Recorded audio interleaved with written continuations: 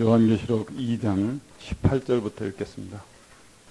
두아디라 교회의 사자에게 편지하기를 그 눈이 불꽃 같고 그 발이 빛난 주석과 같던 하나님의 아들이 가라사 때 내가 네 사악과 사랑과 믿음과 섬김과 인내를 아느니 네 나중 행위가 처음 것보다 많도다. 그러나 내게 책망할 일이 있노라. 자칭 선지자라 하는 여자 이세벨을 내가 용납함이니 그가 내 종들을 가르쳐 꾀어 행음하게 하고 우상의 죄물을 먹게 하는도다. 또 내가 그에게 회개할 기회를 주었으되 그 음행을 회개하고자 아니하는도다. 볼지어다 내가 그를 침상에 던질 터이요 또 그로 더불어 간음하는 자들도 만일 그의 행위를 회개치 아니하면 큰 환난 가운데 던지고 또 내가 사망으로 그의 자녀들을 죽이리니 모든 교회가 나는 사람의 뜻과 마음을 살피는 자인 줄 알지라. 내가 너희 각 사람의 행위대로 갚아주리라. 두아디라에 남아있어 이 교훈을 받지 아니하고 소위 사단의 깊은 것을 알지 못하는 너희에게 말하느니 다른 짐으로 너희에게 지을 것이 없노라. 다만 너희에게 있는 것을 내가 올 때까지 굳게 잡으라. 이기는 자와 끝까지 내 일을 지키는 그에게 만국을 다스리는 권세를 주리니 그가 철장을 가지고 저희를 다스려 질그릇을 깨뜨리는 것과 같이 하리라. 나도 내 아버지께 받은 것이 그러하니라. 내가 또 그에게 새벽별을 주리라. 귀 있는 자는 성령이 교회들에게 하시는 말씀을 들지어다. 기도하겠습니다.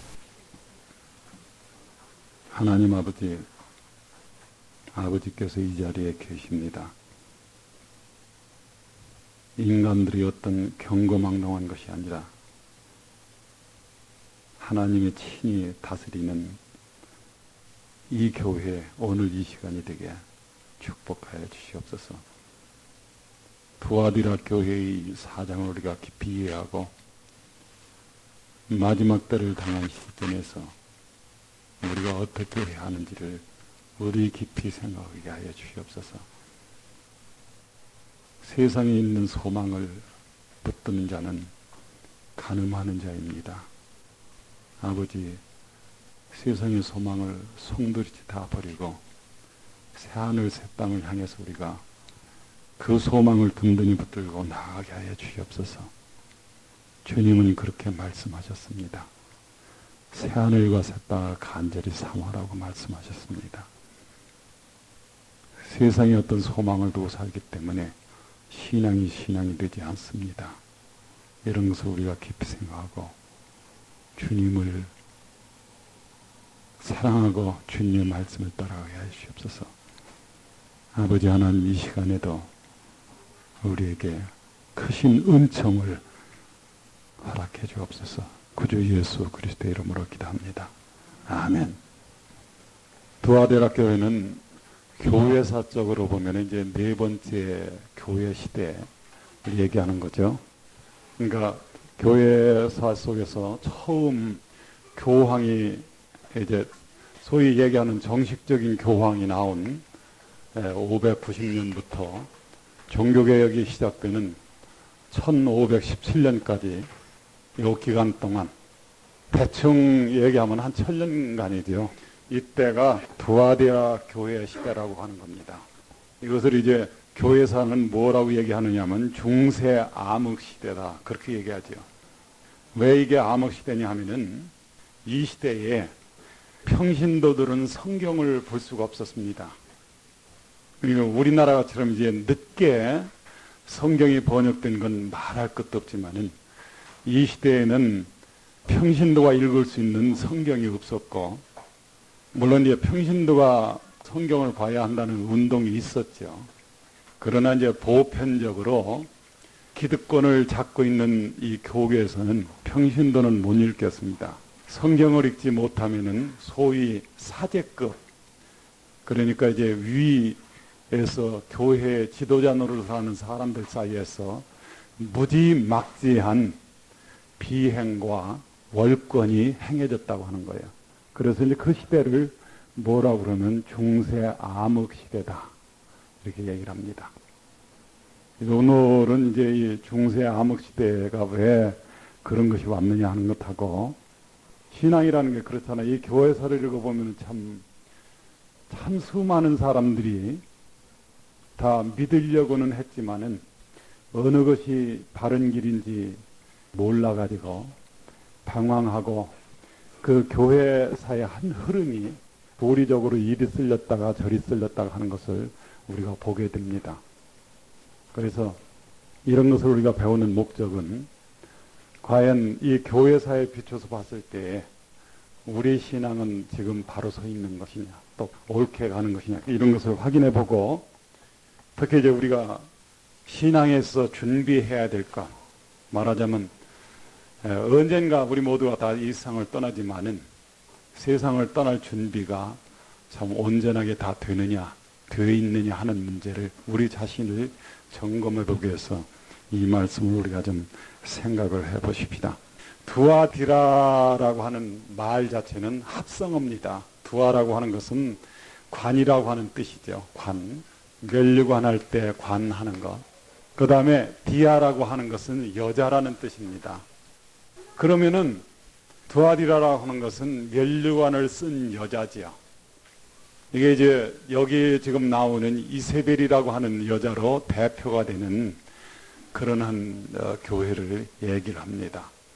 그러니까 이 시대가 그 교회의 특성이라고 하는 것이 뭐냐 하는 것을 우리가 이제 알 수 있죠. 그래서 이제 이 시대에 대한 주님의 모습은 그 특성에 따라서 아주 다른데, 여기서는 눈이 불꽃 같고 하는 게 나옵니다. 눈이 불꽃 같다고 하는 것은 그 사람의 마음을 꿰뚫어 본다고 하는 겁니다. 그러니까 심판의 주의 모습이죠. 그 다음에 여기서는 발이 빛난 주석 같고 하는, 발이라는 것은 눈이라고 하는 것은 꿰뚫어 보는 거죠. 그 사람의 중심을. 발이라고 하는 것은 밟는 겁니다. 심판하는 겁니다. 그러니까 그 눈과 발이 여기에 있다고 하는 것은 이 시대의 교회가 얼마나 타락상을 보였고 그것에 대해서 심판을 하게 된다고 하는 것을 우리가 이제 알 수가 있습니다. 19절에 보면 잘한 내용이 나와요. 여기서는 사업이 많고 사랑과 믿음과 섬김과 인내가 있었다. 사실 이 중세 시대의 큰 흐름을 가졌던 그런 그 교회나 교단에서는 지금도 행위가 굉장히 많습니다. 예를 들어서 이제 그 나 환자들에 대한 어떤 것, 여러분 남을 섬기는 걸 우리도 보고 배우는 게 상당히 유익합니다. 그 교리를 따라가는 것이 아니고 이 세상의 사람들은 어떻게 남을 섬기는가 하는 것을 보는 것이 상당히 좋죠. 그런데 그런 어떤 행위들, 이것이 많고, 여기 보면은 이제 처음보다 내중에 그 행위가 더 많다, 이런 어떤 칭찬이 여기 있는 거죠. 그런데 책망할 것이 나옵니다. 이것이 뭐냐 하면은 자칭 선지자. 우리가 고린도전서 14장에 보면은요, 여자는 교회에서 잠잠하라는 말씀이 있어요. 분명히 이것이 하나님 말씀입니다. 사실 오늘날 세상은 이것을 어기지요. 그렇잖아요. 그래서 역사 속에는 여자가 앞장서는 일이 굉장히 많다는 거예요. 현재 이단 소리 듣는 여러 교파가 처음 시작한 사람이 여자입니다. 오늘날에도 이 땅에 보면은 여자가 우상 노릇을 하는 것이 참 많아요. 대표적인 거로 여러분 아가동산이라는 거 보셨죠? 그리고 그러한 데서 그런 어떤 그 교주를 섬기는 사람들의 신앙이라는 것은 이건 참 어린애도 아니고 참 한심하고 답답한 것을 우리가 보게 됩니다. 적어도 신앙이라고 하는 것은 뭔가 영원히 사는 것을 지향하는 건데, 그런 터무니없는 어떤 신앙 행태, 그리고 그런 것을 추종하는 그런 그 어리석음, 이런 걸 볼 때 참 세상이 답답하다는 것을 느끼는 거죠. 자칭 선지자라 하는 여자 이사벨을 내가 용납했다. 그래서 오늘은 이 이사벨에 대해서 좀 우리가 생각을 해봐야 됩니다. 자, 여기 두아디라라고 하는 것은 우리가 이제 지난번 그 배웠던 도가모에서부터 동쪽으로 64km, 이게 떨어진, 그게 먼 거리가 아니에요. 자, 이런 그 두하디라고 하는 여기 지리적으로 보면은 가장 초원이 어디면 이 두하디랍니다. 근데 교회사적으로 보면은요, 가장 긴 기간이죠. 약 1000년 동안 이 세상에 어둠이 왔던 시대. 이것이 이제 이 네 번째 그 교회사에 해당하는 이 두하디라 교회는 우리가 그 마태복음 13장에 나오는 천국 비유를 보면은 이것이 누룩 비유에 해당하는 겁니다. 한 여자가 가루 소말 속에 누룩을 갖다 놨다. 그러니까 그 누룩 비유에서도 어떤 여자 얘기가 나오고 그 누룩의 비유도 어떤 여자가 가루 소말 속에 갖다 넣었다 그럽니다. 그래서 이제 좀 세대주의적으로 푸는 분들은 가루 서말을 갖다가 카톨릭 계통에 속하는 새 교단일 것이다. 그렇게 해석하는 사람도 있습니다. 저는 그렇게 해석하고 싶진 않아요. 단지 가루 서말 속에 누룩을 갖다 넣었다고 하는 것은 성경에 나온 누룩 종류가 3가지죠. 주님께서 제자들을 향해서 권고하고 경고한 누룩이 3가지가 있습니다. 첫째가 헤롯의 누룩입니다. 그 다음에 2번째가 바리새인의 누룩이죠. 3번째가 사두개인의 누룩입니다. 그런데 어쨌든 그 비유에 보면은 여자가 가루 서말 속에 갖다 넣은 누룩과 같은 이 누룩이 부풀어서 온 덩이를 망친다는 겁니다. 물론 성경에는 망친다는 얘기는 없죠. 그러나 누룩이라고 하는 것은 우리가 이제 그 6월절 같은 데 보면은 항상 거기 강조되는 것이 누룩 없는 떡이거든요. 그 말은 뭐냐면 누룩 없는 떡이라고 하는 것은 선전한 떡인데 그것은 인간의 사상과 인간의 교리가 섞이지 않은 떡. 이걸 얘기할 때 누룩 없는 떡. 이게 이제 한문으로 되어 있기 때문에 무교병이라고 하는 겁니다. 하나님이 참 싫어하는 것 중에 하나가 진리 말씀 속에 섞이는 인간의 어떤 사상이죠. 물론 우리가 말하는 사람이 전부 인간이기 때문에 100% 이것을 배제한다 하는 것은 참 어려운 문제입니다. 왜 그러냐면 그 말하는 습관이라든가 이런 거에 따라서 좀 어떤 냄새가 나는 것도 있을 수 있다고 하는 거죠. 그러나 문제는 이 참 진리를 썩게 만들 만큼 강력한 어떤 누룩, 사상, 주의 이런 것이 이 진리에 들어갔을 때 그것이 참 문제가 된다는 거예요. 그런데 오늘 이 말씀을 보면은 자 여기 지금 마태복음에는 3가지 누룩이 나오지만 여기서는 이세벨이라고 하는 사람이 들어와 가지고 교회를 망친다는 내용입니다. 자, 두아디라 교회에 어떤 이세벨이라고 하는 여자가 있었다. 그건 그렇게 중요한 문제가 아니에요. 그 두아디라 교회는 이미 지나간 옛날 얘기니까. 소아시아 지역에 있었던 두아디라에 이사벨이라는 여자가 있었다는 것은 우리하고는 뭐 그렇게 별로 중요한 게 아닙니다. 그러나 문제는 이 이세벨이라고 하는 것은 상징적인 어떤 존재라고 하는 거예요. 그것은 지금도 살아있는 존재입니다. 왜 그럼 여기 뒤에 보면은 그것이 명확히 나오기 때문에 그래서 우리가 그렇다고 하면 지금 살아있는 이 이세벨은 누구냐 하는 것을 우리가 생각해 봐야죠.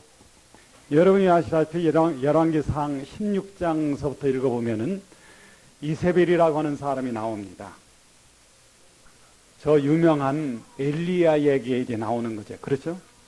이 이세벨과 그 이세벨의 잘못을 지적하고 이세벨의 그 음행으로부터 북쪽 이스라엘을 구하려고 했던 사람이 누구냐 하면 바로 엘리야입니다.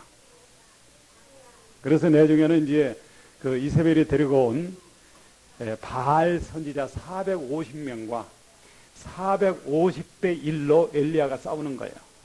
누가 이깁니까? 엘리야가 이기죠. 왜? 하나님께서 역사하셨기 때문에.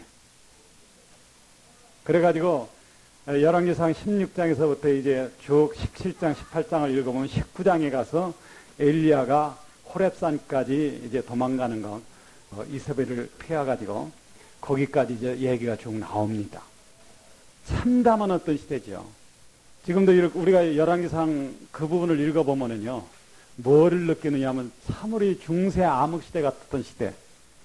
이세벨이라고 하는 어떤 고약한 사람이 들어와 가지고 오랫동안 유일신을 섬기는 그러한 그 민족에게 참 엄청난 어둠을 가져다 주었다고 하는 것을 우리가 생각할 때 암담한 생각이 든다 하는 거예요.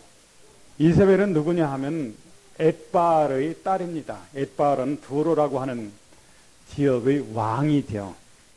한 가지 이상한 것은요, 여러분이 그 이사야서와 그 다음에 에스겔서를 읽어보면은 사탄에 대한 설명이 나옵니다. 이사야 14장과 에스겔 28장을 보면은요, 사탄에 대한 설명이 나오는데, 이 사탄에 대한 설명이 누구를 빙자해서 설명이 되어 있느냐 하면 두로와 시돈 왕을 빙자해서 설명이 된 거예요. 그런데 오늘 여기 나오는 이 이사벨이라고 하는 여자는 누구냐 하면 바로 그 사탄이 빙자해서 설명이 된 두로 왕의 딸입니다. 그 두로 왕의 이름이 뭐냐 하면은 엣바알이라는 거예요. 바알이라는 건 뭡니까? 바알이라는 것은 바알 신의 이름이죠. 바알. 중동에 있는 언어 중에서요, 여러 언어가 L자 드는 거하고 R자 드는 것은 하나님을 가리키는 거예요. 그래서 뭐 L 들어가는 것도 많고 R자 들어가는 거, 특히 이슬람 교권에 가면 R자 들어가는 게 많습니다. 사람 이름도 보면은 이게 인도네시아 사람인지 리비아 사람인지 알 수가 없어. 왜 이름이 비슷합니다. 뭐 알리, 압둘, 하여튼 그 아자 들어가는 이름이 굉장히 많아요. 바알 신을 섬겼다고 하는 거죠. 우리가 요한일서 5장에 보면은 그가 곧 참 하나님이시여 영생이시라. 자녀들아 너희 자신을 지켜 우상에서 멀리하라. 그런 게 있죠. 신앙의 가장 궁극적인 문제는 그리스도가 참 하나님이시여 영생이라는 문제입니다. 그거를 믿고 끝까지 내가 이 세상에서 마지막 숨을 거두는 그 순간까지 내가 그 신앙을 지속할 수 있느냐 하는 문제예요. 그게 이제 기독교의 문제입니다. 내가 여기서 흔들리느냐. 자, 그가 참 하나님이시여 영생이시라는, 그리스도가 참 하나님이 영생이라는 것을 내가 최의 순간까지 믿고 나갈 수 있느냐 하는 문제와, 그렇지 못하면 중간에서 다른 것이 섞이고 그 믿음이 망가지는 어떤 불행을 당할 수 있느냐, 이런 문제가 사실 신앙의 문제죠. 그래서 이제 사도 요한은 그가 참 하나님이시여 영생이시라는 말씀을 하고 나서 자녀들아 너희 자신을 지켜 우상에서 멀리하라는 겁니다. 항상 참 믿음에 대해서 문제가 되는 것은 우상이죠. 그래서 이제 우리가 이 세상에 보면 우상이라는 게 굉장히 많습니다. 그 우상 중에서 제일 왕초가 되는 우상, 그게 무슨 신이냐면 언제나 그것이 태양신이라고 하는 거예요. 팔로 하는 거 있죠. 아볼로라는 거예요. 그것도 태양신입니다. 히랍에 있는 제우스, 이게 같은 거죠. 신 중에서 제일 왕초. 왜 그러냐 하면은 인간이 눈에 보이는 것 중에서 가장 위대한 것이 태양입니다. 인간이 눈으로 볼 수 있는 것 중에서 태양보다 더 위대한 것은 없죠. 그러니까 사람이 만든 신 중에서, 사람이 고안해낸 신 중에서 제일 등급이 높은 것이 뭐냐면 태양신입니다. 주로 이 태양신이라고 하는 것은 이 중동 지역에서 이집트까지 그 당시에는 사람들의 사상을 뭐가 지배했느냐, 이 태양신이 지배를 했습니다. 그래서 보면은 태양을 중심으로 하는 게 굉장히 많아요. 여러분이 아시다시피 피라밋이라고 하는 거 있죠. 피라밋은 한쪽 모서리 끝에서 이렇게 보면은 예를 들어서 이제 절기 있죠. 하지라든가 이런 거 날에 태양이 와서 걸리는 것이 그 피라밋 꼭대기입니다. 항상 그것을 염두에 두고 그런 것을 구조를 설계하고 짓고 했다고 하는 거예요. 그러니까 이집트에 피라밋이 많았다는 거나 이 중동에 바알신을 섬기는 것이 많았다는 이런 모든 것은 주로 어떤 거냐 하면은 태양신에 근원하는 거라고 하는 겁니다. 그런데 우리가 오늘 여기서 한 가지 생각해 볼 것은 누구든지 태양신을 초월하지 않으면 영생에 갈 수 없다. 이런 걸 우리가 한번 생각해 봐야 된다는 겁니다. 태양신을 초월해야 된다. 태양신을 초월한다고 하는 것은 보이는 것을 믿는 것을 초월하지 못하면은 영생에 갈 수 없다고 하는 거예요. 성경은 누누이 그것을 얘기하는 겁니다. 우리 믿는 것은, 우리 돌아보는 것은 보이는 것이 아니요 보이지 않는 것이니 보이는 것을 누가 바라리요. 이거예요. 그래서 오늘 이 문제 하나만은 우리가 좀 똑똑히 배워야 되겠다는 겁니다. 나는 과연 보이는 것을 의지하고 가는 사람이냐, 보이지 않는 것을 믿고 가는 사람이냐. 항상 우상이라고 하는 것은 이제 하나님과 나 사이에 중간에 끼어 있는 거죠. 그렇지 않습니까? 우리 인간의 편에서 볼 때 영생이라고 하는 것은 참 먼 어떤 사실입니다. 영생이라는 것이 100만 년 살고 끝난다 이런 문제가 아니기 때문에 그렇잖아요. 150억 년 살고 끝난다 그런 문제도 아니라는 거예요. 참 영생이라는 건 참 엄청나죠. 그렇잖아요. 아마 여기서 말이죠. 200년을 살게 해준다 그러면은 기독교 신앙 버리고 그리로 갈 사람이 많을 겁니다. 여기가 아니라 이 세상에서. 내가 여기 사니까 여러분들 또 좋지 않은 기색으로 나를 쳐다볼 수 있는데, 왜 그런 사람들이 200년 살게 해준다는 것은 눈에 보이는 것이고 영생이라는 건 눈에 보이지 않기 때문에 나는 영생 포기하고 200년 더 살고 말 거야. 그럴 사람들 많다는 거야. 세상에서 뭔가 조금만 유리한 것이 있으면은 진리와 그 진리를 따라가는 귀한 신앙을 포기하는 사람들이 이 세상에 많다는 겁니다. 그런데 영생이라는 것은 너무나 엄청난 것을 얘기한다는 거예요. 오늘 소위 과학이 이 우주의 나이를 45억 년, 가장 많게 잡는 사람이 우주를 150년을, 억 년을 잡죠. 그렇게 잡는다는 거예요. 그런데 지금 이 성경이 얘기하는 것은 우주의 나이와 비할 수 없는 무한히 무궁한 세월을 산다고 하는 것이 지금 영생이거든요. 그러니까 우리가 이 영생을 생각할 때마다 이 영생이라고 하는 것은 참 먼 길이라고 하는 거예요. 그런데 이 영생이라고 하는 참 요한한 어떤 진리 앞에 항상 이것을 가로막는 것이 있다는 겁니다. 그것이 뭐냐면 이제 우상이라고 하는 거죠. 이런 걸 한번 예를 제가 들어볼게요. 여러분이 압살롬이라고 하는 사람 알죠? 압살롬. 우리말로 시작하면 무슨 욕 비슷한 이름입니다. 그렇죠? 그런데 이 압살롬이 누구냐 하면은 누굽니까? 다윗 왕의 아들입니다. 다윗 왕의 아들인데 이 나단 선지자가 다윗 왕한테 너는 그 밧세바를 취하기 위해서 우리아를 죽이고 남의 아내를 빼앗았기 때문에 내가 난 자식으로부터 너는 배반을 당할 것이다. 그런 예고를 받았어요. 압살롬은 키도 크고 굉장히 잘생긴 미남입니다. 그런데 압살롬이 자기 아버지를 배반하기 위해서 어떻게 했냐면 자기 아버지는 궁 안에 있고 압살롬은 항상 어디 있냐면 궁 문에 있는 겁니다. 그래서 다윗 왕을 보러 찾아오는 사람을 자기가 만나가지고 그 사람이 무슨 얘기를 하든지 네가 옳다는 거예요. 그래서 성경을 읽어보면은 압살롬이 이스라엘 백성의 마음을 도적질하니라 그렇게 되어 있습니다. 그렇잖아요? 그래서 이제 그 압살롬을 따르는 사람이 많게 되었을 때 압살롬이 반기를 들은 겁니다. 반기를 들어가지고 자기 아버지를 죽이려고 했죠. 그 자기 아버지를 죽이려고 하면서 그 이제 다윗성을 빼앗고 다윗은 부랴부랴 이제 도망을 가는 겁니다. 그때 이 압살롬은 무슨 짓을 했느냐면 자기 아버지의 후궁을 범했어요. 그게 뭐냐면 다윗이 우리아의 아내를 범하는 것과 똑같은 거예요. 하나님이 그렇게 얘기를 하셨으니까 너는 무고한 사람을 죽이고 그 아내를 뺏었기 때문에 네 아들이 네 아내를 뺏을 것이다. 이게 공의의 심판입니다, 바로. 그런데,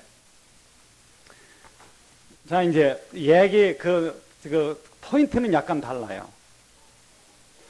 자, 사람은 이스라엘 백성은 다윗 왕을 만나야 되는데, 다윗 왕한테 가기 전에 압살롬이 있기 때문에 다윗 왕을 만날 수 없다는 겁니다.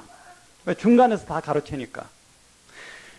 참 하나님을 만나기 위해서, 참으로 영원한 생명을 만나기 위해서 가는 길에 중간에서 가로채는 것, 이것이 뭐냐면 우상이라고 하는 거죠. 그러니까 어떤 사람이 최종적인 어떤 목표, 참 진리, 참 하나님을 만나느냐, 그렇지 않은 중간에서 달콤한 얘기에 속아가지고 참된 그 생명을 만나지 못하느냐, 이것을 이제 우상이라고 하는 겁니다. 그러니까 실제적으로 보면은 우리가 신앙을 갖는 데서 가장 경계해야 될 점이 내가 만난 것이 참 하나님이냐 우상이냐, 이 문제죠. 그렇잖아요? 왜 그러냐면 우상 숭배를 하도록 만드는 것이 너무나 이 세상에는 많다고 하는 겁니다. 그게 이제 오늘 이 성경 말씀이 우리에게 주는 참다운 경고라고 하는 겁니다.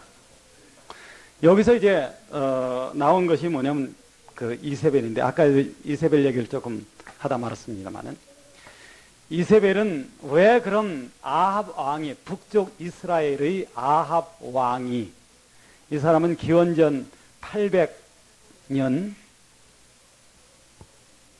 사람이지, 그러니까 기원전 900년에서 800년 사이 이때 사람인데, 이 아합 왕이 왜 그러면 엣바알이라고 하는 그 북쪽 두로와 시돈 이 지역에 있는 왕과 결탁을 했냐, 그것이 뭐냐 하면은 여러분이 아시다시피 이제 정략 결혼이라는 겁니다. 정략 결혼. 이걸 누가 이것도 했느냐 하면은 솔로몬도 이걸 했어요. 우리나라도 그런 거 많지 않습니까? 고려 시대에 원나라라든가 이조 시대 명나라 어떤 그 왕가와 결혼을 하는 거예요. 해가지고 우리가 사돈간이 있으니까 나라끼리 싸우지 말자 하는 거거든요. 말하자면 이스라엘에게서는 정략 결혼하는 것은 하나님이 금한 것입니다. 왜 그러냐면은 너희가 내 법을 지키면 내가 너희를 지킨다. 이것이 하나님이 이스라엘에게 준 불변의 어떤 법이거든요. 그런데 이스라엘 사람들은 하나님의 법을 지키기보다는 인간의 지혜를 사용해서 정략 결혼을 해가지고 인간의 지혜를 가지고 나라의 안위를 유지한다는 겁니다. 그런데 그것이 인간의 지혜를 써 나라의 안위를 유지한다 하더라도 이것이 안 되는 것은 왜 그러냐면은 하나님의 법을 어김으로써 그 존재 가치를 상실한다는 거예요. 즉 말하자면 그 나라 자체가 내부에서 썩기 시작한다는 겁니다. 그러니까 어떤 외형적인 물리적인 힘으로 나라를 지킨다 하더라도 그 나라는 존재 가치가 없어진다 하는 거예요. 그런데 아합 왕도 정략 결혼을 해가지고 이세벨을 아내로 데려온 겁니다. 그런데 이세벨이 오면서 뭘 달고 왔느냐 하면은 바알 선지자들을 달고 온 겁니다. 처음에 온 선지자가 몇 명인지 우리는 모릅니다. 단지 엘리야가 아합 왕을 만났을 때 남아있던 선지자가 450명이었어요. 자, 무슨 선지자가 이렇게 많으냐 하는 거예요. 그래가지고 아합 왕은 사마리아에다가 바알 그 제단을 쌓고 여기에 뭘 만드냐면 아세라 목상이라는 걸 만들어 세웠습니다. 성경을 읽어보면은 특히 열왕기를 읽어보면요, 수없이 나오는 것이 아세라 목상입니다. 그 당시에는요, 웬만한큼 반반한 나무가 있는 것은 전부 이 우상에 새겨졌다 하는 거예요. 우상이라는 건 뭐냐면 사람들이 자꾸 눈으로 보는 것을 믿으려고 한다는 겁니다. 이것이 어느 정도까지 발전하느냐 하면요, 보이지 않는 하나님보다는 보이는 사람을 믿게 된다고 하는 것으로 발전한다는 거예요. 그러니까 하나님의 말씀인 성경보다는 즉흥적으로 얘기하는 교주의 말이 먹혀 들어간다는 거죠. 그것이 뭐냐면 인간이 영원히 썩어버리고 멸망하는 하나의 본이죠. 참으로 하나님이냐 우상이냐 하는 거죠. 이제 이걸 우리가 이제 심각하게 생각을 좀 해봐야 됩니다. 자, 엘리야는 여러분이 이제 이 얘기를 좀 더 하려면은 열왕기상 16장부터 19장까지를 여러분은 한 5번을 읽어봐야 됩니다. 그래야 그 줄거리를 알 수 있어요. 엘리야는 이 바알 선지자들에 의해서 이스라엘이 신앙이 황폐된 것을 참으로 슬퍼했습니다. 나중에는 하나님께서 엘리야들아 네가 가서 아합 왕을 만나라. 그래 엘리야가 아합 왕을 만나는데 이제 최후의 결전이 오는 거죠. 그 최후의 결전 장소가 어디냐면은 바로 갈멜산입니다. 지금도 그런 것을 기념해가지고 지금도 갈멜산에 가면은 갈멜산 기도원이 있어요. 우리나라도 갈멜 무슨 기도원 그런 거 있는 것 같더라고요. 거기서 이제 엘리야는 그 지역에 있는 이스라엘 사람들을 많이 모았습니다. 그 산에다가. 그리고 바알 선지자 450명이 나오라는 거예요. 그래서 바알 선지자들이 이제 그들의 그 희생을 잡아가지고 너희가 한번 그 부르짖는 그 태양신에게 한번 바알에게 한번 해봐라. 그래서 보면은 낮 12시 그러니까 가장 햇빛이 강하게 비칠 때 너희가 한번 기도해보라는 거예요. 그런데 바알 선지자들이 놓은 희생제물에는 응답이 없었습니다. 해가 질 무렵 엘리야가 잡은 희생 그러니까 소죠. 그 희생에다가 그 나무 이런 거에다가 물을 길어다 붓겠습니다. 불이 잘 안 붙게 확실한 증거를 보기 위해서. 그리고 그 제단 두 변에는 도랑을 파고 물을 갖다 붓어요. 그리고 해가 질 무렵에 엘리야는 하나님께 기도를 했습니다. 하나님, 저는 한 사람입니다. 저 사람들은 450명입니다. 이제 이 나라를 구하기 위해서 하나님 응답하여 주시옵소서. 그때 하늘에서 불이 내려온 거예요. 그리고 이 불이 얼마나 강렬했든지 거기에 길어다 분 물이 하나도 남지 않고 이 불길에 다 증발해 버렸습니다. 그래서 450명의 이 바알 제사장들을 엘리야가 죽였죠. 그런데도 이사벨은 이를 뿌듯뿌듯 가는 거예요. 그래서 엘리야를 잡아 죽이려고 했기 때문에 엘리야는 어디까지 갔느냐 하면 호렙산, 바로 십계명이 주었던 시내산까지 가가지고 하나님 아버지 이제는 나 혼자 남았습니다. 하나님이 뭐라고 그랬습니까? 바알에게 무릎을 꿇지 않은 자를 내가 나를 위하여 7,000명을 남겨두었다. 이 남은 자라는 것은 세상 사람들 눈에 보이지는 않지만 하나님이 카운트하는 사람입니다. 하나님의 수판에다가 카운트하는 사람들. 오늘날 마찬가지예요. 오늘날도 이 지구 전체를 통해서 하나님은 휴거를 시킬 사람들을 하나님 홀로 카운트하는 겁니다. 그리고 그 사람들이 지상을 떠나서 공중에서 나타나는 것이 참된 한 교회죠. 문제는 내가 지금 어느 교회 다니는 걸 자랑할 것이 아니고 나는 참으로 저 참된 그리스도의 한 몸에 지체로서 참여할 사람이냐. 그것이 중요하다는 거예요. 안 그렇습니까? 옛날에 그런 게 있었어요. 선생님 하늘나라 가십니까? 이렇게 물으면은 나 영락교회 다닙니다. 내가 직접 그런 걸 얘기를 들어왔습니다. 제가 영락교회가 나쁘다는 얘기가 아니야. 사람들의 어떤 발상이 내가 지금 눈에 보이는 어떤 교회 다니는 것을 근거로 하고 있다는 겁니다. 하나님은 그걸 중시하는 게 아니고 하나님은 참되게 사는 사람들, 세상 사람들은 모르지만은 지금 다 하나님은 카운트를 하고 계신다는 겁니다. 휴거시킬 사람을. 그래서 신앙은 철저하게 진리를 믿는 것이지 눈에 보이는 어떤 것을 따라가는 것이 아니라고 하는 거죠.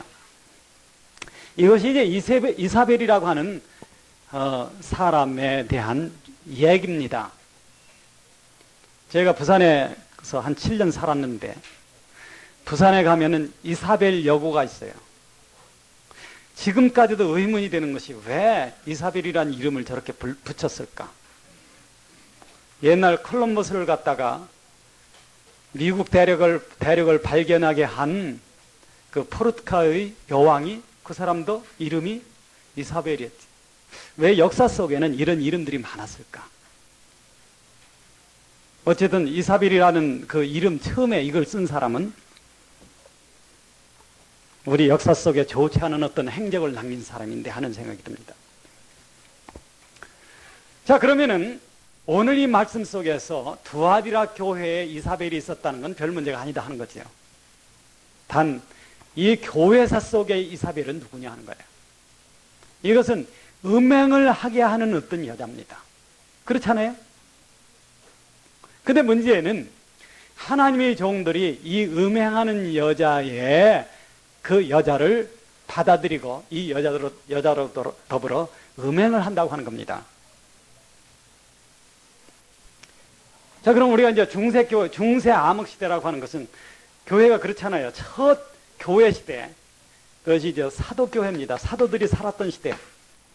그것은 마지막으로 서기 이제 100년 직전에 사도 요한이 세상을 떠날 때까지, 그렇잖아요. 최후로 세상을 떠난 사람이 사도 요한이기 때문에 이 사도 시대를 이은 것이 뭐냐면 속사도 시대입니다. 속사도라고 하는 것은 사도로부터 직접 진리를 배운 사람들. 그 대표자가 이제 역시 그 에베소 교회에 있었고 나중에 이제 그 서문학 교회, 버가목 교회까지 갔던 그 폴리캅이라고 하는 사람. 이 사람은 사도 요한의 1세대 제자죠. 이런 사람들이 살았던 시대, 이게 이제 속사도 시대입니다. 그런데 이것이 이제 뭐를 이어지느냐 하면 이 속사도 시대에서 핍박을 받는 교회가 나왔죠. 하나님께서는 교회가 썩는 것을 방지하기 위해서 일찌감치 소금으로 절여놓은 겁니다. 그것이 핍박이에요, 바로. 여러분 이해해 들으십시오. 어느 교회에 가보니까 교회를 소금으로 절인 데라 무슨 뭐 고등어 자반을 만드나 이런 식으로 누가 비난하는지 모르는데 썩지 않게 하는 조치를 취했다고 하는 겁니다. 만약에 저 두 번째 교회 시대에 이 서머나 교회 시대, 그러니까 핍박이 교회 속에 없었다고 하면은 교회는 언제 어떻게 됐었는지 모르는 그만큼 중요한 일이 있었다고 하는 거예요. 그 시대가 황제 교회 시대입니다. 그래서 이 시대에는요, 황제가 교회를 좌지우지하는 일이 벌어졌어요. 여러분이 잘 아는 니케아 종교회의로부터 그 여러분의 종교회의가 그 주관자가 누구냐면 바로 로마 황제였다고 하는 거죠. 로마 황제 시대가 끝나고 나서 서기 590년에 그레고리 1세가 최초의 정식 교황이 되면서 이 시대가 1517년, 그러니까 종교개혁이 일어날 때까지 이 시대가 어느 시대냐면 교황 시대입니다. 바로 교황이 교회를 다스리는 시대. 이것을 뭐라고 부르느냐면 중세 암흑 시대다 하는 거죠. 그런데 여기 하나의 원리가 있습니다. 교회라는 것은 눈에 보이는 방향으로 치중을 하면은요, 영적으로는 죽는다는 거예요. 영적으로 살리려 하면은 눈에 보이는 방향으로는 아주 비천해진다는 겁니다.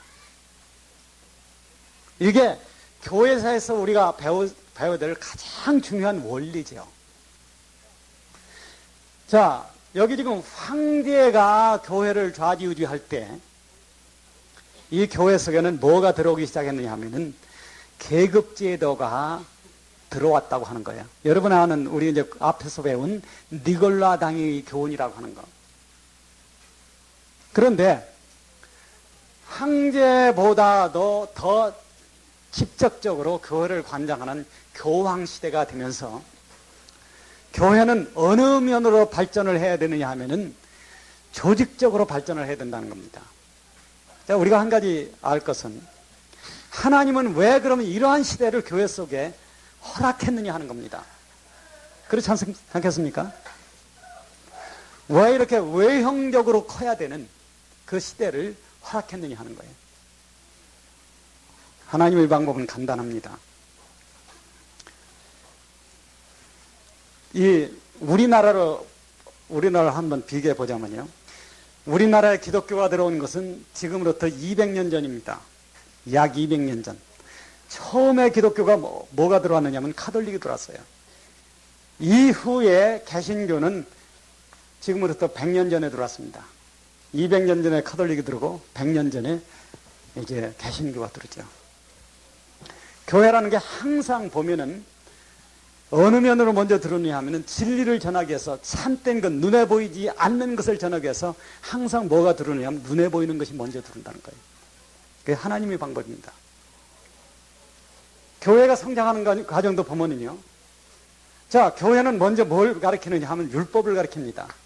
제가 저도 이제 1951년부터니까 지금 얼마나 됐겠어요?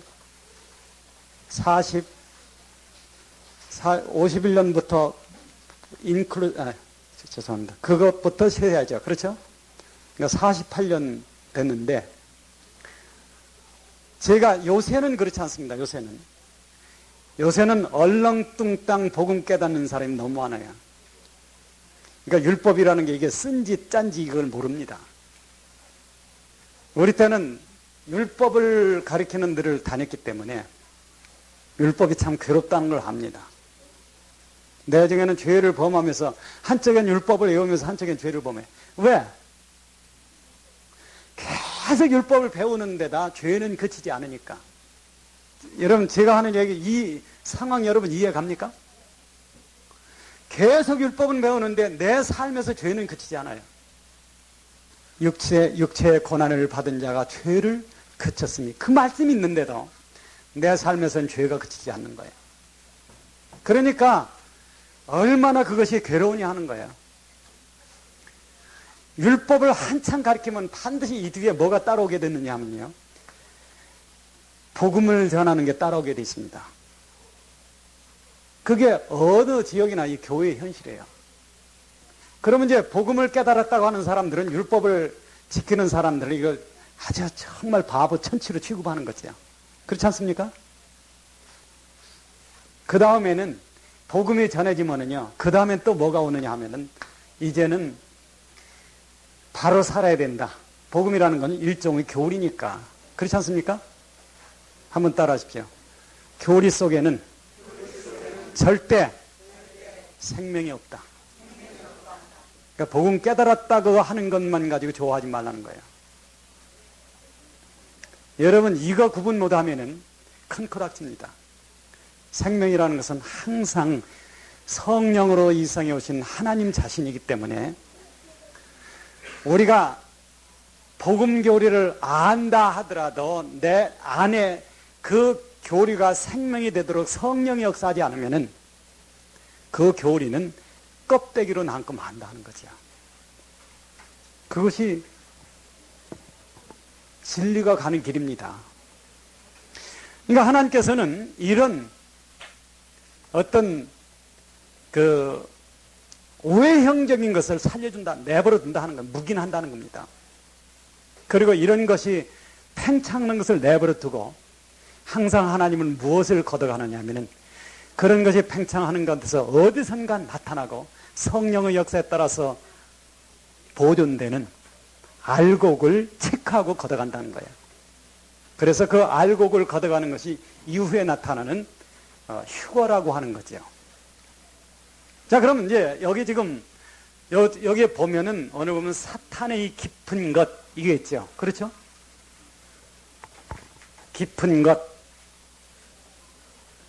깊은 것이라는 건 두 종류입니다. 하나님의 깊은 것이 있고 사탄의 깊은 것이 있어요. 깊은 것이라고 하는 것은 하나님의 깊은 것은 사탄이 알 수 없는, 세상이 알 수 없는 하나님의 지혜입니다. 사탄의 깊은 것은 그것이 멸망을 시키는 어떤 간교한 것이라고 하는 것을 세상 사람이 모르는 사탄의 지혜예요. 자, 만약에 내가 이게 참 옳다고 따라가는데 결과적으로는 그것이 나를 멸망으로 끌고 갔다고 하면은요, 그것이 뭐냐면 사탄의 깊은 것이라고 하는 거예요. 근데 여기서 보면 두아디라 교회에 사탄의 깊은 것을 알지 못하는 이런 얘기가 나오죠. 그렇지 않아요? 자, 그럼 이 교회 시대에 문제가 됐던 것이 뭐냐?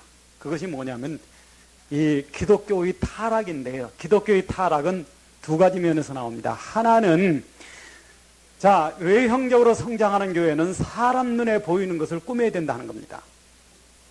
그러기 위해서 외적인 어떤 형식이 들어온다고 하는 거죠.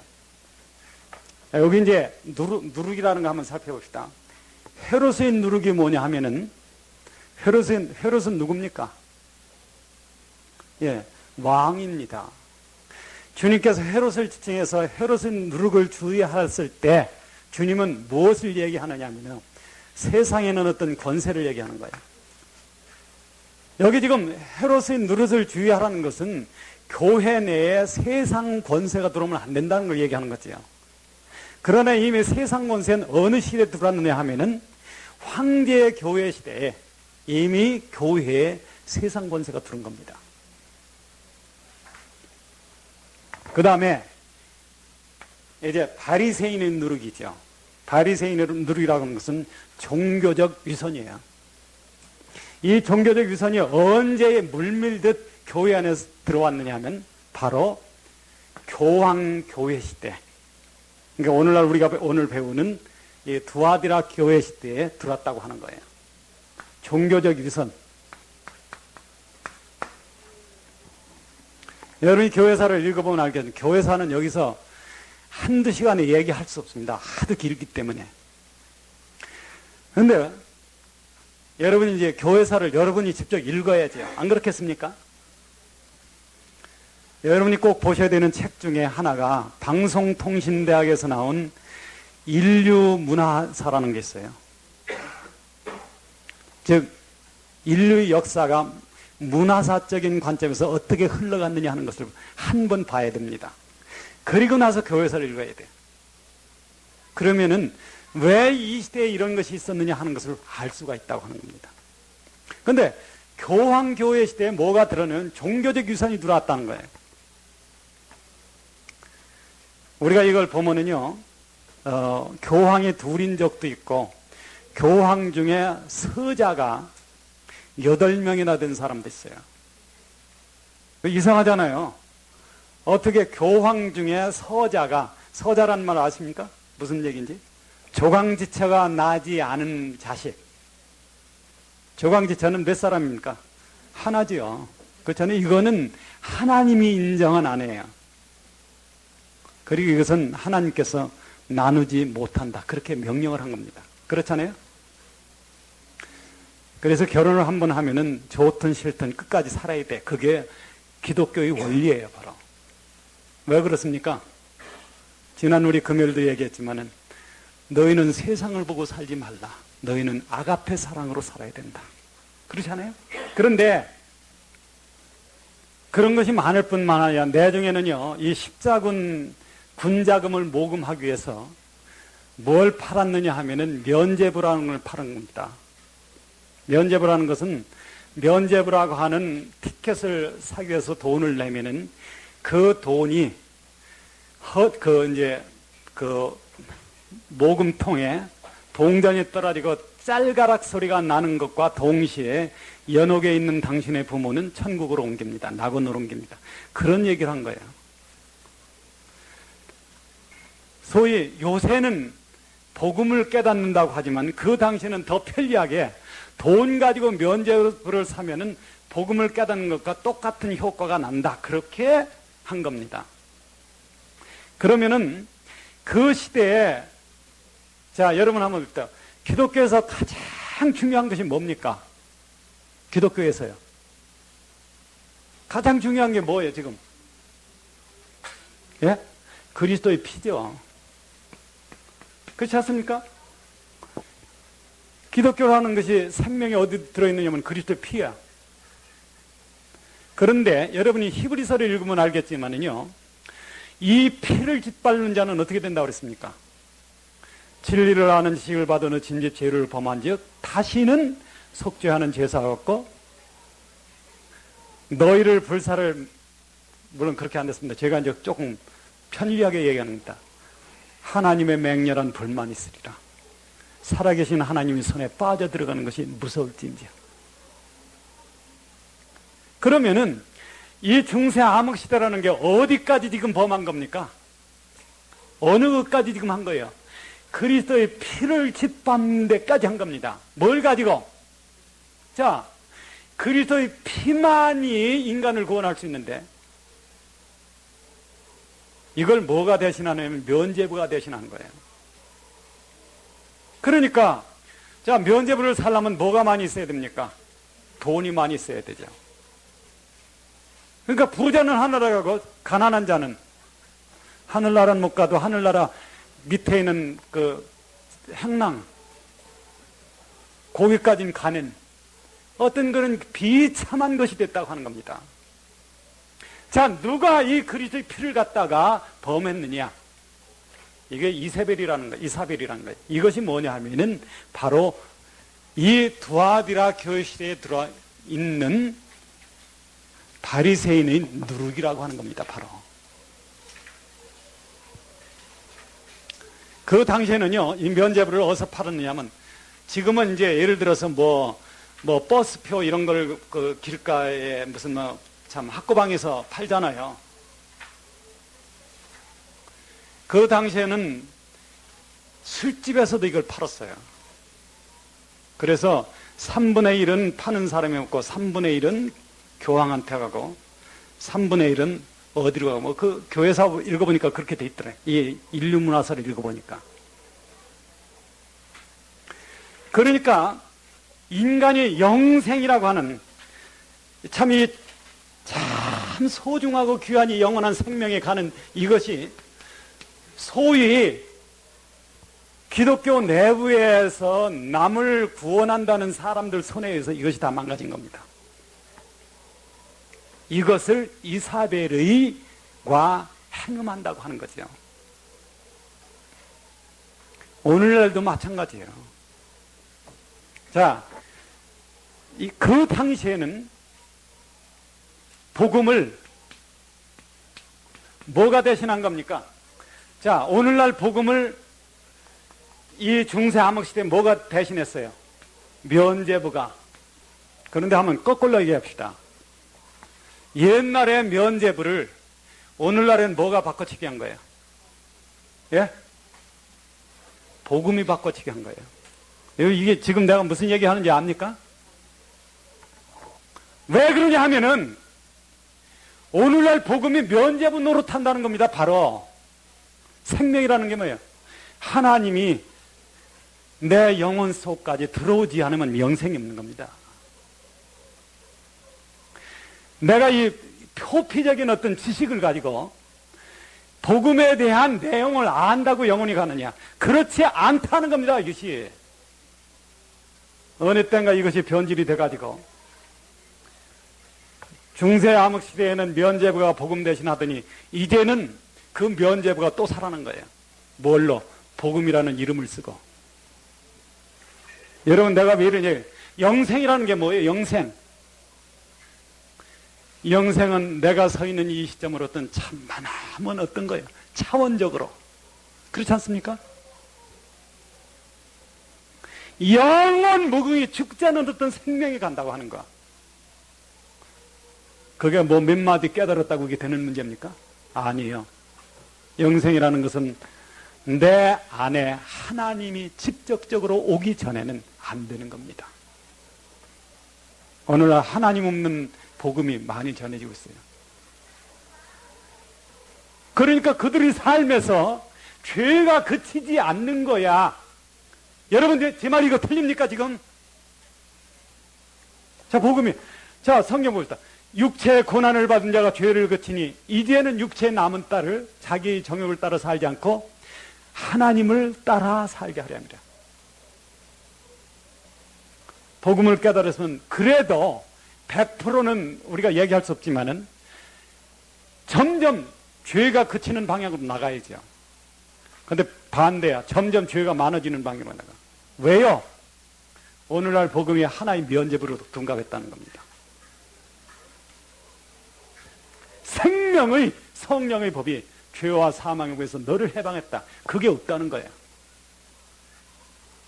그리고도 참 저 무궁한 생명의 세계에 간다고 그렇게 믿는 거예요. 어리석은 소리 하지 말라고 합니다. 이것이 자칫 잘못하면 이런 것이 뭐가 되냐면 사탄의 깊은 것이 되는 겁니다. 꼭 하늘나라 갈 줄 알았는데 하늘나라가 없어. 하늘나라가 뭡니까? 하늘나라는 아가페 사랑이 내 안에 사는 거예요.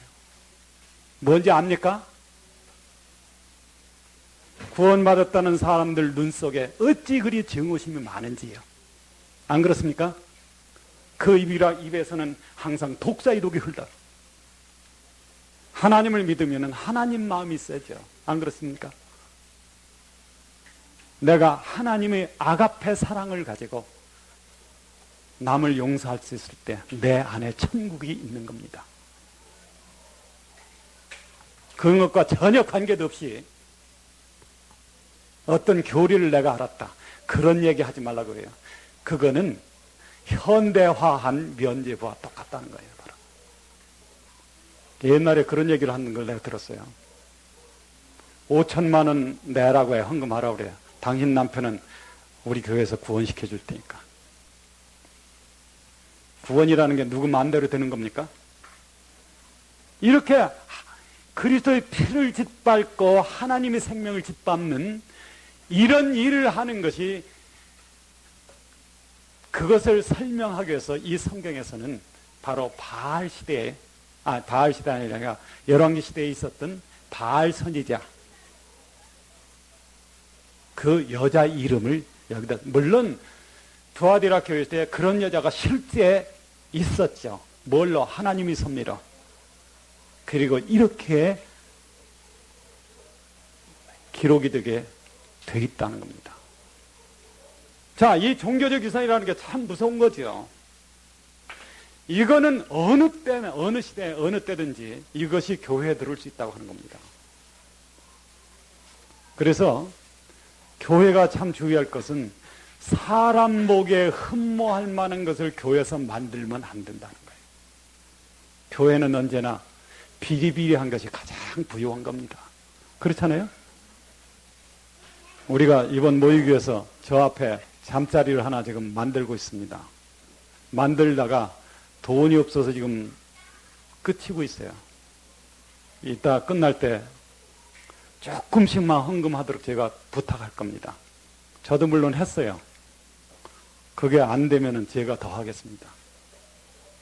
자, 우리는 참 사람 눈에 뭐 좋은 걸 원하지 않습니다. 최소한, 그렇죠? 이 삶의 기준이라는 것이 먹을 것과 입을 것이기 때문에 우리 교회도 그저 형제들이 모였을 때 여름에 잠자리라도 할 수 있을 정도만 지금 만들고 있습니다. 교회는 외형적으로 가꾸기 시작하면은 영적으로는 메말라 죽는다는 거예요. 세상 사람한테 손가락질을 도덕적으로 받으면 안 되지만은 비천한 것 가지고 받는 건 괜찮습니다. 왜? 거기에 생명은 살아있기 때문에. 이것이 우리가 교회를 보는 어떤 관점이죠. 자, 이 중세 암흑 시대에 교회에 들어온 교리 중에서 여러 가지가 있어요. 우리가 이제 그거 전부 얘기는 뭐냐면 몇 가지만 우리가 한번 생각을 해보자 하는 거죠. 화채설이라는 게 있습니다. 화채설. 화채설이라는 것은 고린도전서에 보면은 주님이 오실 때까지 우리가 그 주님의 죽으심을 뭐 하는 겁니까? 기념하는 거예요. 성경에는 주님의 탄생을 기념하라는 얘기는 없습니다. 그런데 주님의 죽으심은 기념하라는 거죠. 뭘 가지고? 뭘 가지고 기념하느냐 하면은 떡과 포도주를 가지고. 그런데 화채설이라고 하는 거는요, 사제가 기도를 하면은 그 손에 들린 떡과 포도주가 곧 그리스도의 몸이요 피라는 교리입니다. 여러분, 어떻게 생각합니까? 그거를 아멘 할 건지 아니요 할 건지. 그런가? 기도하면은 그 살 속에 신비한 어떤 능력이 들어와서 그 떡이 포도주가 되는가? 아니, 살이 되는가? 그렇게 믿고 그렇게 가르쳤다는 겁니다. 저것은 뭐냐 하면은, 자, 이거예요. 요한복음 6장에 보면은 내 살을 먹고 내 피를 마신 자는 그 안에 생명이 있고, 이것은 영구불변의 진리입니다. 그 당시도 그렇고 지금도 그렇습니다. 내 살을 먹고 내 피를 마신 자는 그 안에 생명이 있다. 그러니까 이것을 종교 제도화 해버리는 겁니다. 그거는 누구든지 사제가 나눠주는 그 떡과 포도주를, 요새 말하자면 이제 개신교에서 이제 목사님이 나눠주는 그것을 먹으면은 그 안에 생명이 있다. 즉, 하늘나라 간다. 그런 얘기예요. 그런데 참된 신앙은 그렇지 않다 하는 겁니다. 왜 그러냐면은, 살이라는 게 내 살이라는 게 뭡니까? 지난번 우리 뭐라고 배웠어요? 살이 뭡니까? 순종한 그리스도의 삶이에요. 살이라는 것은 그리스도의 순종입니다. 순종하고 사신 그리스도의 삶. 그게 나한테 와야 내 생명, 내 생명이 되고 내 삶이 돼야만 내 안에 그리스도라고 하는 생명이 있다는 겁니다. 그 말 맞죠? 그 다음에 피라고 하는 거는요, 그리스도의 죽음입니다. 내가 그리스도의 죽음을 내 삶에서 따라가지 않는다고 하면은 내 안에는 생명이 없다. 그런 뜻입니다. 그러면 그리스도의 순종과 죽음이 뭐가 이게 나한테 가져옵니까? 성령이. 아시겠어요? 자, 그러면요, 화채설이라는 것은 누굴 죽인 거예요? 뭘 없애버린 겁니까? 성령의 역사를 없애버린 거예요. 이걸 죽이는 겁니다, 이 화채설이. 그런데 이걸 모르고 종교적인 어떤 분위기에 휩쓸려서 그렇다면 그런 줄을 믿는 거예요. 그렇죠. 우리야 뭐 알겠습니까? 그러고 따라가는 겁니다. 그건 겸손도 아닌 겁니다.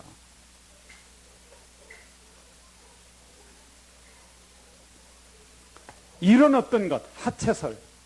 또 하나 이제 중요한 것이 뭐냐 하면은 성모사상이라는 겁니다. 성경에는 성모란 말 없습니다. 성모 누구예요? 마리아죠. 그래서 마리아를 통해서 기도하는 것, 서기 600년에 마리아를 통해서 기도한 게 되겠죠. 제가 여기 그 두아대 교회 시대 중에서 써왔는데 몇 가지만 제가 읽어볼게요. 서기 300년에 죽은 자를 위한 기도가 교회에 도입됐습니다. 성경에 사도 바울이 그런 얘기를 했죠. 너희들은 어찌하여 죽은 자를 위하여 기도하느냐 하는 얘기가 있는데, 죽은 자를 위해 기도해도 된다는 그런 의미는 아닙니다. 죽은 자를 위해서는 기도할 수 없어요. 왜 그렇습니까? 해도 안 된다는 거예요. 그 운명은 이미 결정되었다는 겁니다. 사람 운명이 바뀌는 것은 살아있을 때밖에, 몸을 가지고 있는 동안에. 죽고 나면 바뀌지 않습니다.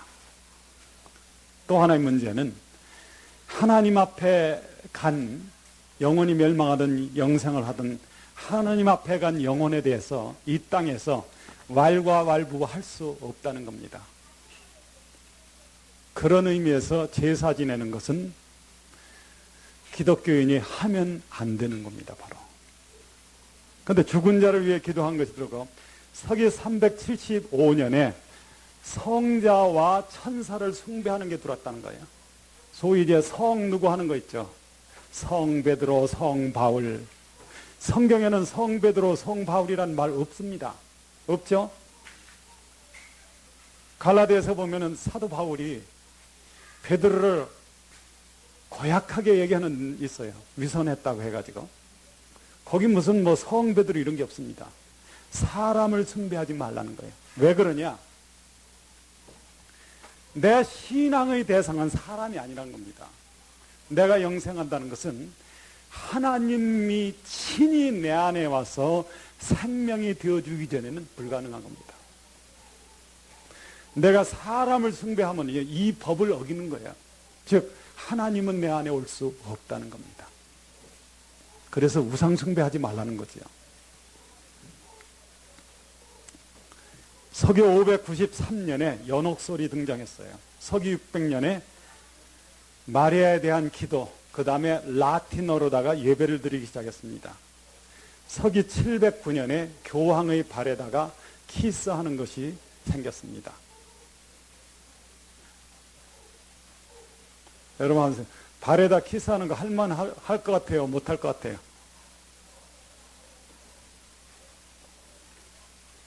(786년에) 조각물과 유물을 갖다 숭배를 했어요.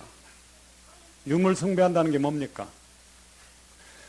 성자라고 불린 사람들의 해골 이런 것을 숭배하는 거예요.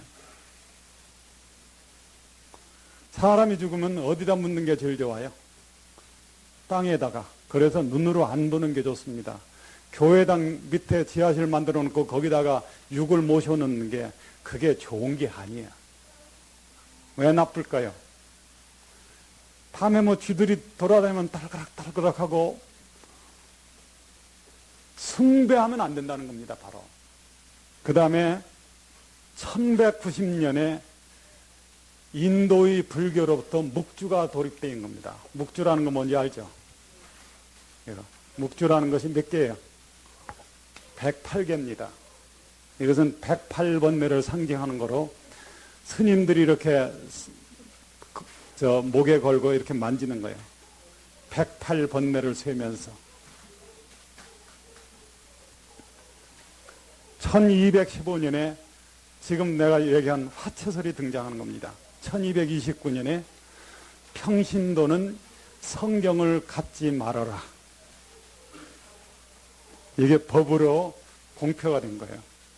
1439년에 연옥교리가 선포됐습니다. 사람 죽어서 연옥에 가는데 지옥에 갈 사람도 가기 전에 연옥에 일단 가는데 이 땅에서 그 사람을 위해서 기도하고 헌신을 하면은 낙원으로 옮겨갈 수 있다 하는 거예요. 바로 이때가 언제냐면 여러분이 아는 십자군 전쟁 시대입니다. 십자군 전쟁이라고 하는 것은 서기 622년이 해지라 원년이라고 해가지고 이 마호멧이 그 메카로부터 메디나로 도망을 갔어요. 그리고 나서 불과 이 30년 사이에 이 마호멧교가 급성장을 합니다. 그리고 어디를 점령하냐면 예루살렘까지를 점령하죠. 그런데 예루살렘에 점령하고 나서 기독교인들이 성지 순례라고 해가지고 예루살렘을 방문하는데 이때 이제 그 사라센 제국 계통의 이슬람교들은 가만히 두더니 터키라고 하는 즉 셀주크 제국 계통의 이슬람교가 예루살렘을 점령하고는 거기 오는 기독교인들한테 통행료를 받기 시작한 겁니다. 그래서 이제 발단이 된 것이 뭐냐면은 십자군 전쟁이죠. 아니다. 이건 예루살렘을 우리가 뺏어야 되겠다. 이상하게도 이슬람교에서는 예루살렘에서 마호멧이 승천했다고 하는 겁니다. 왜 그러면 이슬람 그 마호멧 그러니까 이슬람교를 믿는 분들의 조상이 누구냐 하면은 바로 아브라함이죠. 그렇죠?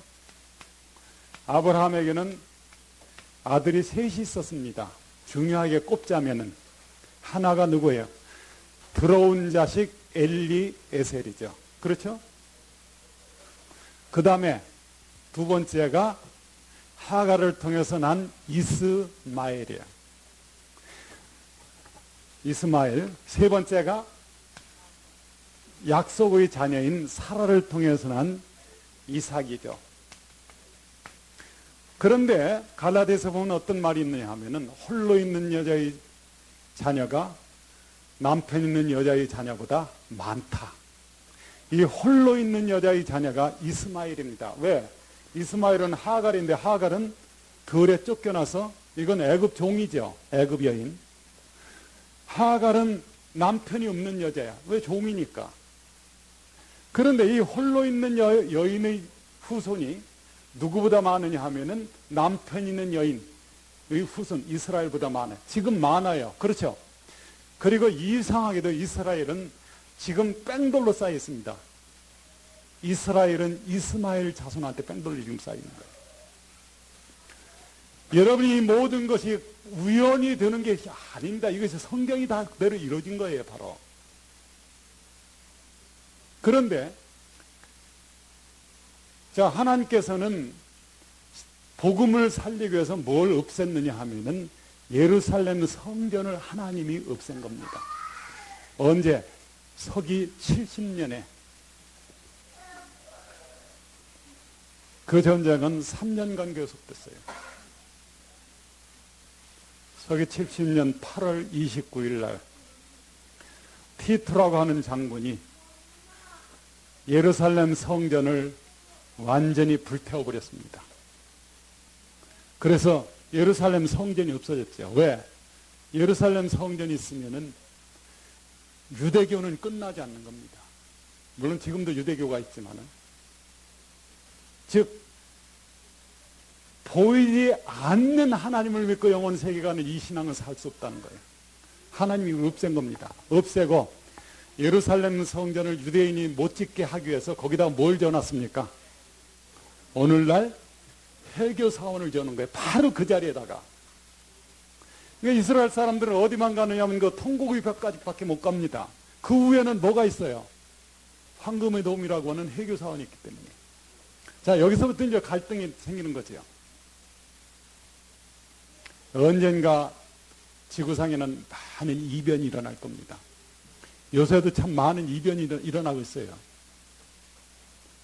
지금 요새 더워가지고 죽은 사람 굉장히 많습니다. 그러니까 지난주에. 세상은 뭔가 달라지고 있어요. 뭔가 일어나고 있는 겁니다, 지금.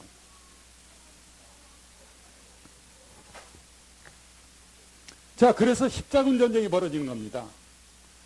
그런데 이 십자군 전쟁은 사람은 많이 동원했지만은 정치적인 어떤 군사 조직이 아닙니다. 이건 왜 그러냐면 이건 종교적인 집단이기 때문에. 그래서 8번을 전쟁을 했지만은 결과적으로 실패하고 말았지요. 그런데 이런 모든 어떤 그 인간의 어떤 노력, 이것이 기독교에는 믿어서는 절대 안 되는 어떤 것을 가져왔다는 거예요. 그래서 이세벨은 뭘 가지면 이 기독교 내에다가 음행하는 걸 가졌다는 거죠. 그것이 세상의 권세와 종교적인 위선과 사두개인의 누룩. 이렇게 되면은요, 자, 세상의 권세가 들어오고 종교적인 위선이 들어오면은 신앙은 어떻게 되느냐 하면 겉으로는 살아있는데 속으로는 다 죽는다는 겁니다. 이게 이제 사두개인의 누룩이죠. 사두개인의 누룩이 뭘 못 믿어요? 부활을 못 믿는 겁니다. 기독교가 부활을 못 믿으면 끝이죠. 안 그렇습니까? 기독교는 못 믿는 거예요. 이 우상숭배에 대한 문제는 누누이 얘기하겠습니다. 왜? 우상숭배 안 할 수 있는 방법을 따라간다면 그 사람들이 잘 믿는 겁니다, 바로. 그래서 교회는 눈에 보이는 것 갖고 가면 안 돼. 눈에 보이는 것 따라가면 안 된다는 겁니다. 여기 이제 나가봅시다. 22절 볼지어다 내가 그를 침상에 던질 터여 그로 더불어 간음하는 자들도 만일 그 행위를 해결치 않으면 큰 환난 가운데 던지고. 여기서 보면은요, 오늘날 이제 지금 현재 있는 교회 중에서 나눠져요. 여기 보상이 뭐냐면 새벽별이죠. 새벽별. 새벽별이라고 하는 것은 아침 이전에 뜨는 별입니다.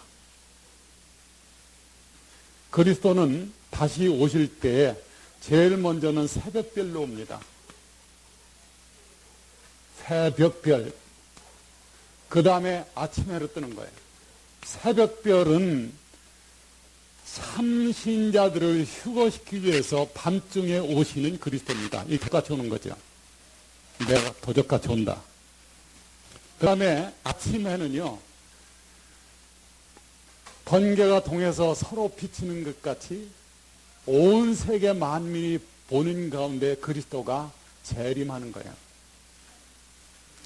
자, 이걸 보면은 뭘 할 수 있느냐 하면요. 자, 여기 보면은, 그 행위를 회개치 않으면 큰 환란에 던지리라.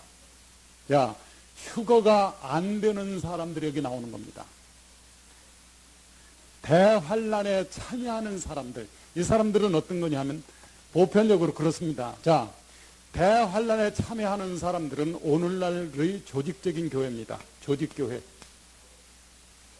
여러분 하나 아셔야 될 것은 휴가가 돼서 가는 것은 이 세상에 어느 교파, 어느 교단도 안 된다는 거예요. 이 말 이해합니까? 그 말은 뭐냐면 교단이나 교파가 하늘나라에 가는 게 아닙니다. 가는 것은 하나님이 통일적으로 보시는 어느 교파에 속했든지 간에 하나님이 카운트한 사람만 불려가는 거죠. 그래서 뭐가 나오느냐 하면은 참교회가 나옵니다. 그러니까 여기 지금 두아디라 교회 시대에 보면요, 이게 지금 나누는 거예요. 휴거가 될 사람과 안 될 사람. 새벽별을 여기 준다고 하는 것은 이기는 사람을 얘기하는 거고, 그 다음에 큰 환란에 던진다는 것은 외형적인 조직적인 어떤 교회는 거기에 다 참여한다는 거죠. 앞으로 휴거가 일어날 때 봐도요, 지상에 무슨 교단은 전부 다 남습니다. 그리고 그 교단은 환란을 통과한다는 거죠. 그럼 환란 통과해서 어떻게 되느냐? 여기 지금 여기 보면 어떻게 되냐면 사망으로 내가 내 자녀를 죽일 것이다. 그러니까 환란을 통과하는 조직적인 조직상의 교회가 어떻게 된다고 하는 것은 여기 나와 있어요. 그러나 회개해서 옳은 길을 가는 사람들은 새벽별을 줄 것이다. 즉 도적같이 오는 그리스도를 만날 것이다 하는 겁니다. 자, 우리가 이것을 본다고 하면은 오늘날 우리는 어떻게 믿어야 되는지 참 정신 차려야 됩니다. 아까도 얘기했지만은 신앙이라고 하는 것은 하나님 자신이 내 안에 와서 영생이 주어진 것 이외에는 구원이 없습니다. 우리가 교리를 하는 것은 중요하지만은 교리 자체가 우리를 영생으로 이끄는 게 아닙니다. 교리는 성령이 내 안에 살기 위한 어떤 수단이지, 여러분이 교리를 안다는 자체가 영생하는 건 절대 아니라는 거예요.